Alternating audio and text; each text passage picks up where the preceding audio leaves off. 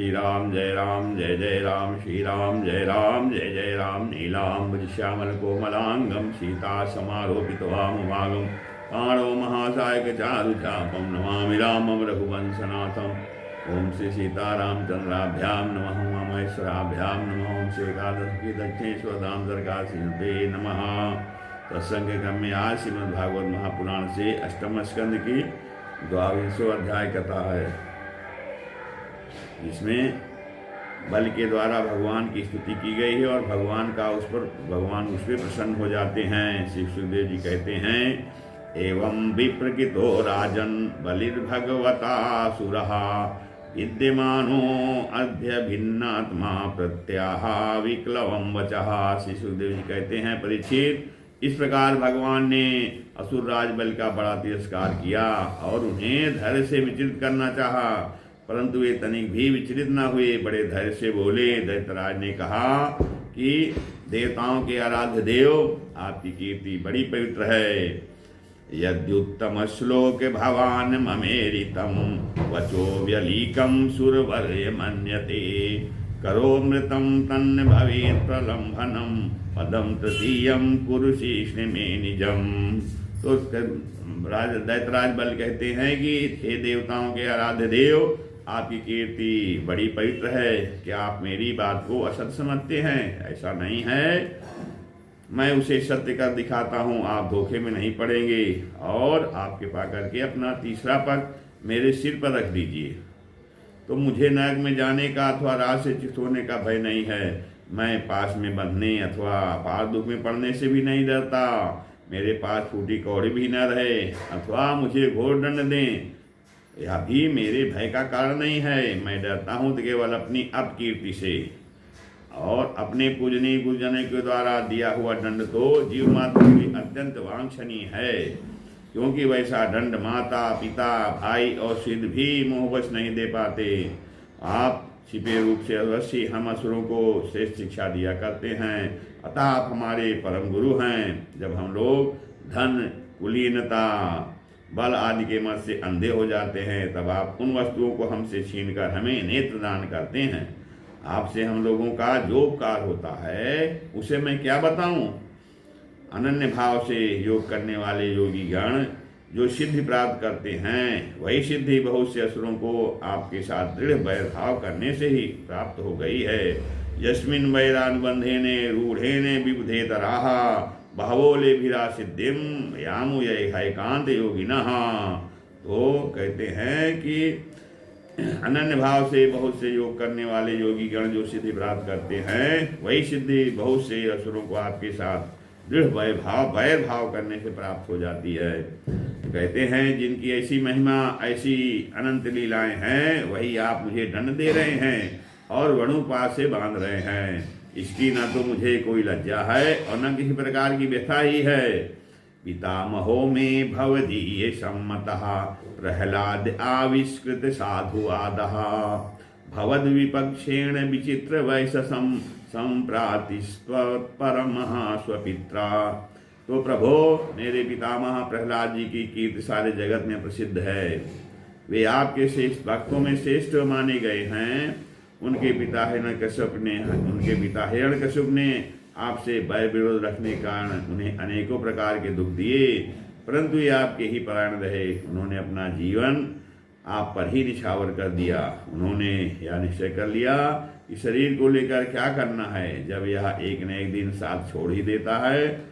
जो धन संपत्ति लेने के लिए सुजन बने हुए हैं, उन डाकुओं से अपना स्वार्थ ही क्या है। पत्नी से भी क्या लाभ है, जब वह जन्म मृत्यु रूप संसार के चक्र में डालने वाली है। जब मर ही जाना है, तब घर से मोह करने में भी क्या स्वार्थ है। इन सब वस्तुओं में उलझ जाना तो केवल अपनी आयु को देना है। ऐसा निश्चय करके इत्थं सनिश्चित्य पितामहो महा नगाध बोधो भवतः पाद पद्मं ध्रुवं प्रपेदे ह्यकुतो भयं जनात् ईता स्वपक्ष क्षपणस्य सत्तमः। तो कहते हैं कि ऐसा निश्चय करके मेरे पितामह प्रहलाद जी ने यह जानते हुए भी कि आप लौकिक दृष्टि से उनके भाई बंधुओं के नाश करने वाले शत्रु हैं, फिर आपके ही भय रहित एवं अविनाशी चरण कमलों की शरण ग्रहण की थी। क्यों न हो, वे संसार से परम विरक्त, अगाध बोध संपन्न, उदार हृदय एवं संत शिरोमणि जो हैं। आप उस दृष्टि से मेरे भी शत्रु हैं, फिर भी विधाता ने मुझे बलात् ऐश्वर्य लक्ष्मी से अलग करके आपके पास पहुंचा दिया है। अच्छा ही हुआ, क्योंकि ऐश्वर्य लक्ष्मी के कारण जीव की बुद्धि जड़ हो जाती है और वह यह नहीं समझ पाता है कि मेरा यह जीवन मृत्यु के पंजे में पड़ा हुआ और अनित्य है। श्री सुखदेव जी कहते हैं, परीक्षित, राजा बलि इस प्रकार कह रहे थे कि उदय होते हुए चंद्रमा के समान भगवान के प्रेम प्राप्त प्रहलाद जी वहां आ पहुंचे। तमिंद्र सेना स्वपिता महासियामहं सिया विराजमानं नलीनायते क्षणं प्रांशुं पिसंगाम्बरमज्जनित्नत्विषं प्रलम्ब बाहुं शुभगम समयक्षत। तो श्री परीक्षित, राजा बलि जब इस प्रकार से भगवान की स्तुति कर रहे थे, कह रहे थे, क्योंकि उदय होते हुए चंद्रमा के समान भगवान के प्रेम प्राप्त प्रहलाद भी वहां पहुंचे और राजा बल ने देखा कि मेरे पितामह बड़े श्री संपन्न हैं, कमल के समान कोमल नेत्र हैं, लंबी लंबी भुजाएं हैं, सुंदर ऊंचे और श्यामल शरीर पर पीताम्बर धारण किए हुए हैं। और कहते हैं, बलि इस समय वरुण उपास में बंधे हुए थे, इसलिए प्रहलाद जी के आने पर जैसे पहले भी उनकी पूजा किया करते थे उस प्रकार न कर सके। उनके नेत्र आंसुओं से चंचल उठे, लज्जा के मारे मुंह नीचा हो गया। उन्होंने केवल सिर झुकाकर उन्हें नमस्कार किया। प्रहलाद जी ने देखा कि भक्तवत्सल भगवान वहीं विराजमान हैं और सुनंद नंद आदि पार्षद उनकी सेवा कर रहे हैं। तो प्रेम के उद्रेक से प्रहलाद जी का शरीर पुलकित हो गया, उनकी आंखों में आंसू झलक आए। वे आनंदपूर्ण हृदय से सिर झुकाए अपने स्वामी के पास गए और पृथ्वी पर सिर रखकर उन्हें साष्टांग प्रणाम किया। प्रहलाद जी ने कहा, त्वयैव दत्तं पद्मेन्द्र मूर्जितं हृतं तदेवाद्य तथैव शोभनं मन्ये महानस्य कृतो ह्यनुग्रहो बिभ्रांसितो यच्छ्रिय आत्ममोहनात्। प्रहलाद जी ने कहा कि प्रभु, आपने ही बलि को यह ऐश्वर्यपूर्ण इंद्र पद दिया था, अब आज आपने ही उसे छीन लिया। आपका देना जैसा सुंदर है वैसा ही सुंदर लेना भी है। मैं समझता हूँ कि अब आपने इस पर बड़ी भारी कृपा की है। जो आत्मा को मोहित करने वाली राजलक्ष्मी ने इसे अलग कर दिया। जो आत्मा को मोहित करने वाली राजलक्ष्मी से आपने इनको अलग कर दिया, तो आपने इनके ऊपर बड़ी कृपा की है, बड़ी भारी कृपा की है। प्रभु, लक्ष्मी के मत से तो विद्वान पुरुष भी मोहित हो जाते हैं, उसके रहते भला अपने वास्तविक स्वरूप को ठीक ठीक कौन जान सकता है।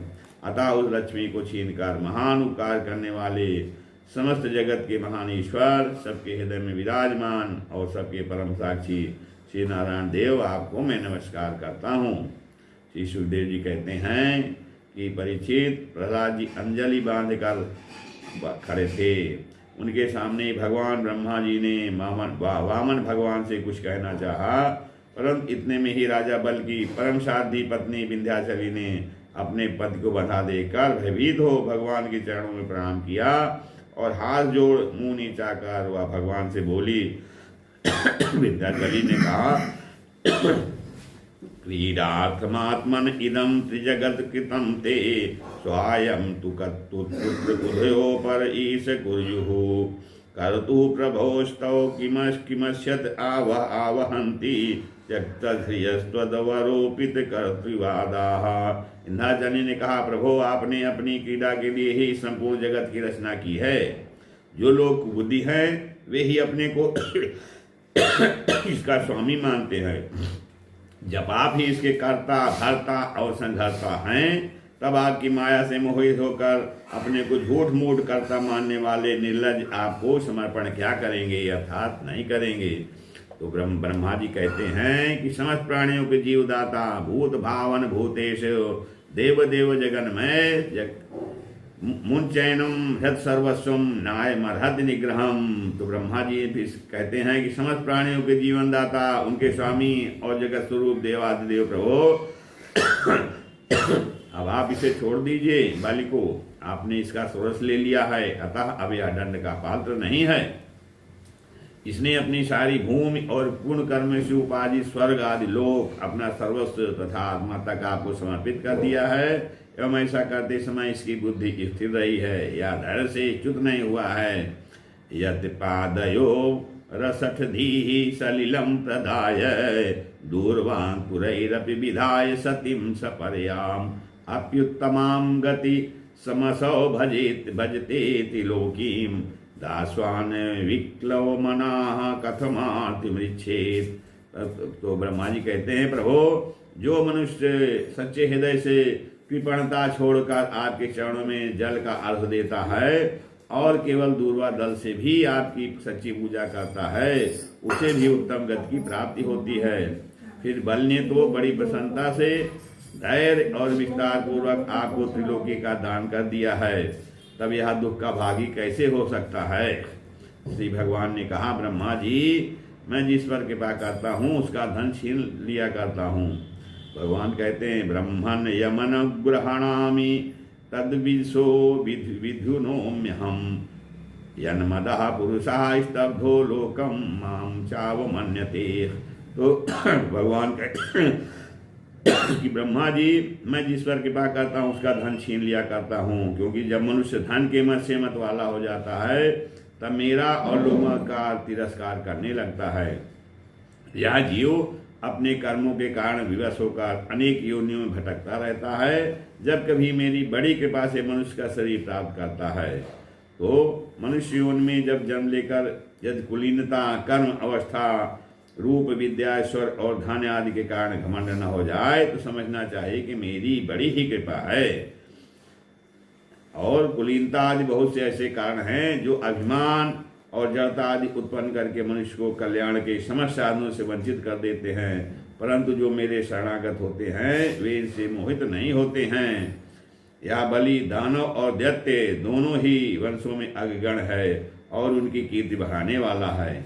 इसने उस माया पर विजय प्राप्त कर ली है जिसे जीतना अत्यंत कठिन है। तुम देख ही रहे हो, इतना दुख भोगने पर भी यह मोहित नहीं हुआ।